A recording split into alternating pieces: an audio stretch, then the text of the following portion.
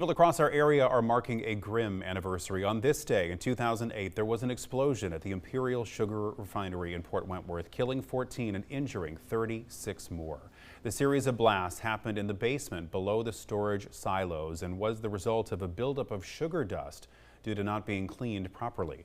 Investigators found more than 100 safety violations, and the company paid more than $6 million in fines, but denied any wrongdoing.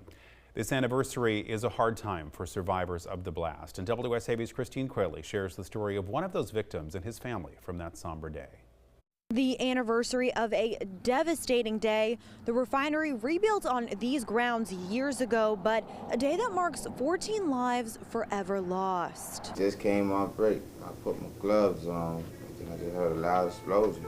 17 years ago, a family torn apart forever in only a matter of seconds when a series of blasts at the Imperial Sugar Refinery sent the building up in flames. It knocked me down, and then it took me a second to get back up. And then when I got back up, it was like everything been on fire, so I didn't really know where to go at. It's like everything just was dark. Ceilings on fire, the walls on fire. But Jamie Butler wasn't alone in that factory. Me trying to find a way out, I stumbled across my brother who was laying on the ground, and I told him we gotta go. And they did eventually escape the flames, but had no idea what they would face next. They were trying to see which one would go first. I was like, he looked more injured than me, so he could go before me and I'd be all right. Only one of them would survive. Meanwhile, at home, it's just a regular night, and all of a sudden, I got a call. And it just changed everything for me. Carrie Butler's two sons and her nephew were all in the hospital with severe burns. My nephew died, they died 3 days apart. I went home, we buried him.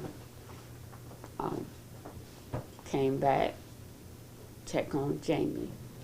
We went back 3 days later to get my son right now, buried him. Jamie had lost his brother, but he still had a long road ahead. It was like 2 years therapy, learning how to walk again.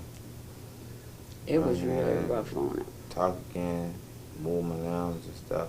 And that was nothing compared to the mental scars he still has from a fire that was later ruled preventable. The company has since rebuilt and moved on, but Butler is struggling to do so. They just wasn't caring about the people that worked there. That they didn't care. It's just all about money. The Butler family tells me they hope that despite any time gone by, they hope no one will ever forget the tragedy that happened here. Reporting in Port Wentworth, Christine Quayle, WSAV News 3, on your side.